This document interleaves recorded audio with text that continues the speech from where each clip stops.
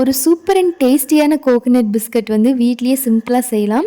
அதுக்கு கொஞ்சமாக butter, powder பண்ணி வச்சிருக்கிற சுகர் எடுத்து நல்லா க்ரீம் மாதிரி மிக்ஸ் பண்ணி வச்சுக்கணும்.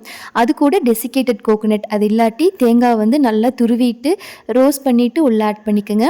அது கூட கொஞ்சமாக மைதா மாவு போட்டு நல்லா மிக்ஸ் பண்ணிங்கன்னா நல்லா பேஸ்ட் மாதிரி ஆயிரும். அதை வந்து ஒரு ரேப்பிங் கவர் போட்டு நல்லா ரேப் பண்ணி 1/2 அன் ஹவர் வந்து ஃப்ரிட்ஜில் நல்லா செட் ஆக வச்சுருங்க.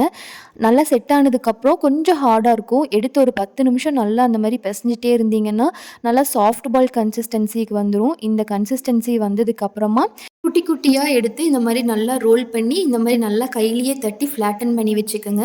இந்த மாதிரி எல்லாமே ஃப்ளாட்டன் பண்ணதுக்கப்புறம் ஃபைனலாக டெசிகேட்டட் கோகோனட்டில் இந்த மாதிரி நல்லா கோட் பண்ணி எடுத்துகிட்டு ஒரு 10 நிமிஷம் அப்படியே வச்சுட்டு நல்லா பேக் பண்ணி எடுத்துட்டிங்கன்னா இந்த மாதிரி சூப்பர் அண்ட் கிறிஸ்பியான கோகோனட் குக்கீஸ் வந்து ரெடி ஆயிடுச்சு. இதை வந்து நீங்கள் 15 டேஸ் வரைக்கும் வெளியிலேயே ஸ்டோர் பண்ணி வச்சுக்கலாம். ட்ரை பண்ணி பாருங்கள் எப்படி இருக்குன்னு.